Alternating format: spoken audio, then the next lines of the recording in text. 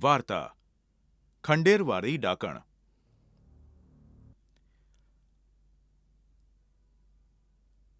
ગામની બહાર જંગલમાં એક પ્રાચીન કિલ્લાનું ખંડેર હતું. આ ભલે એક ખંડેર હતું, પણ છતાંય જગ્યા ખૂબ જ સુંદર હતી. લોકો અહીંયા આ જગ્યાની મુલાકાત લેવા માટે આવતા હતા. એક દિવસ શહેરનો એક ફોટોગ્રાફર નવીન પણ આ ખંડેરમાં ફરવા માટે આવી પહોંચ્યો અને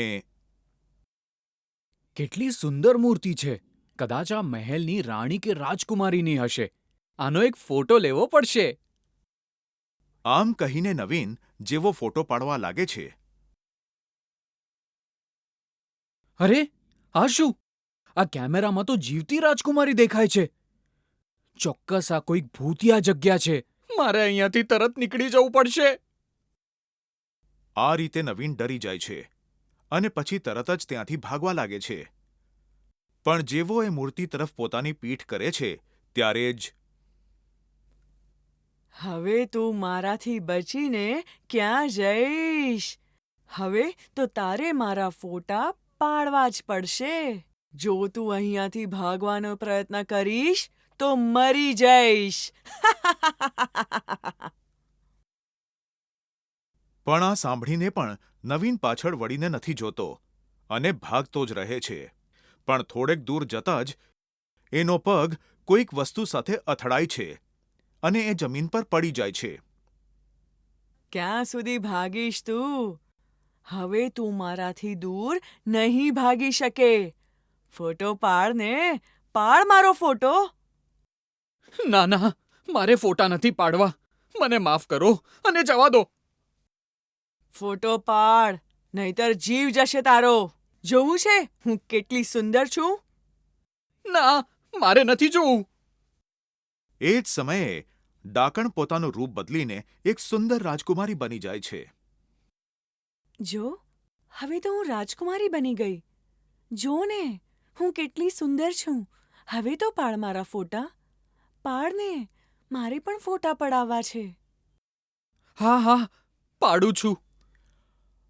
આમ કહીને નવીન ઊભો થઈ જાય છે અને કાંપતા હાથે કેમેરો પકડીને ફોટો પાડવા લાગે છે.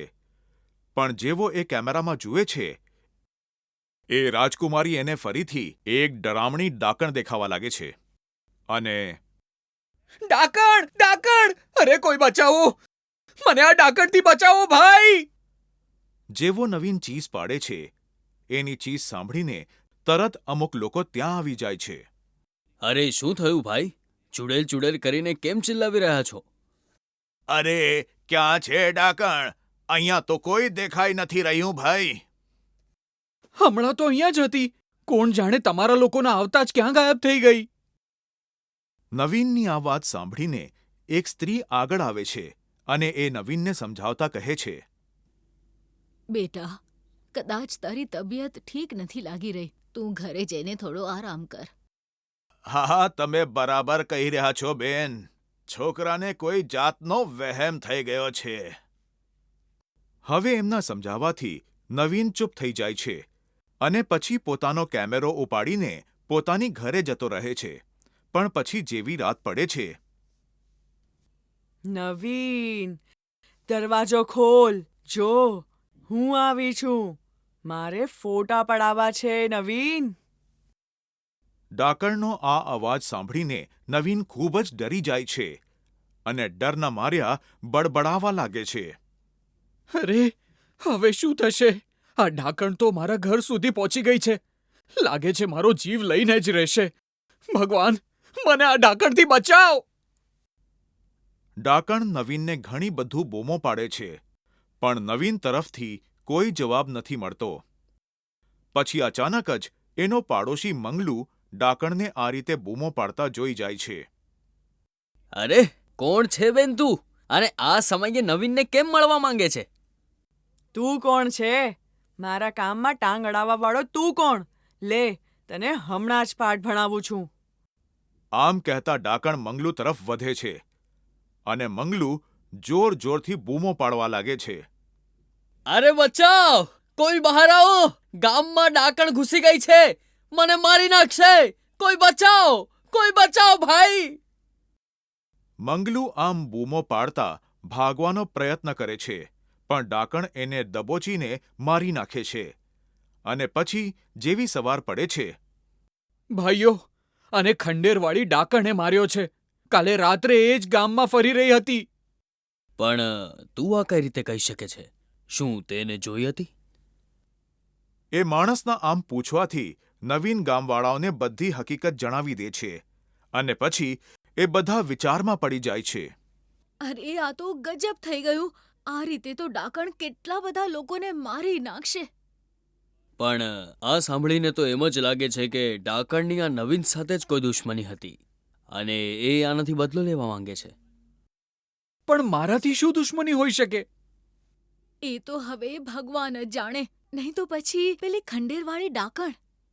એ દિવસ પછી નવીન ખૂબ જ ડરી જાય છે અને એ રાતના સમયે પોતાના ઘરની બહાર પગલું પણ નથી મૂકતો.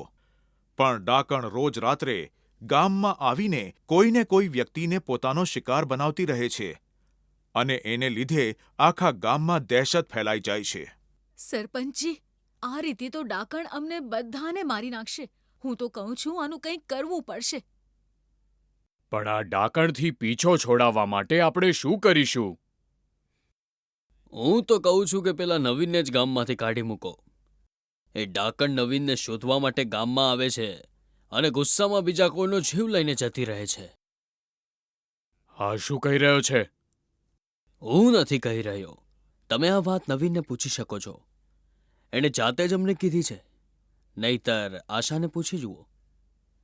કેમ આશા દીકરી, શું આ વાત સાચી છે? હા સરપંચજી.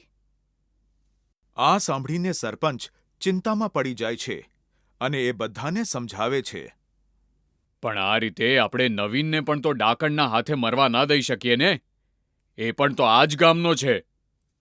વાત તો તમારી સાચી છે સરપંચજી, પણ હવે કરીએ શું? બધા મળીને પ્રયત્ન કરીશું તો કોઈને કોઈ ઉકેલ ચોક્કસ મળી આવશે. ધીરે ધીરે નવીનને પણ એમ જ લાગવા માંડે છે કે કદાચ ડાકણની એની સાથે કોઈ દુશ્મની હશે અને એ એનો વેર વાળવા માંગે છે.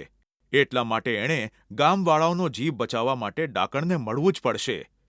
એમ વિચારીને એક દિવસ નવીન, ડાકણ, લે, હું આવી ગયો. તું મારો જીવ લઈ લે, પણ મારા ગામમાં જઈને લોકોનો જીવ નહીં લે. નવીનના આમ કહેતાની સાથે જ ડાકણ એની સામે આવીને ઊભી રહે છે અને પછી, બોલ મૂર્તિકાર નાગેન્દ્ર, તે મારું ખૂન કેમ કર્યું હતું? આ તમે શું કહી રહ્યા છો? હું મૂર્તિકાર નાગેન્દ્ર નહીં, પણ હું તો ફોટોગ્રાફર નવીન છું. યાદ કર, તું જ એ નાગેન્દ્ર હતો જેણે મારું ખૂન કર્યું હતું. મૂર્તિકાર, લો, ખીર ખાઈ લો. શાહી રસોડામાંથી તમારા માટે ખીર બનાવીને લાવ્યો છું મૂર્તિકાર. મૂકી દો, થોડી વારમાં ખાઈ લઈશ. લે, ખીર ખાઈ લે. શાહી રસોડામાંથી ખાસ તારા માટે મંગાવી છે. સાચે? હા, સાચે. હું તો તને સાચો પ્રેમ કરતી હતી, તો તે મને મારવાનો પ્રયત્ન કેમ કર્યો? યાદ રાખજે, હું મારા ખૂનનો તારી પાસેથી બદલો ચોક્કસ લઈશ. પણ મને નહોતી ખબર કે આ ખીરમાં ઝેર ભેળવેલું છે. હું સાચું કહી રહ્યો છું, પ્રેમા. હવે તો તું સમજી ગયો ને કે હું તને કેમ મારવા માંગુ છું? હું વર્ષોથી બદલો લેવા માટે તડપી રહી છું. પણ મેં તને થોડી મારી હતી. એ ખીર તો મહેલનો નોકર આપીને ગયો હતો અને મને તો ખબર પણ નહોતી કે એમાં ઝેર ભેળવેલું છે. ચૂપ થઈ જા, દગાબાજ. હું સાચું કહી રહ્યો છું.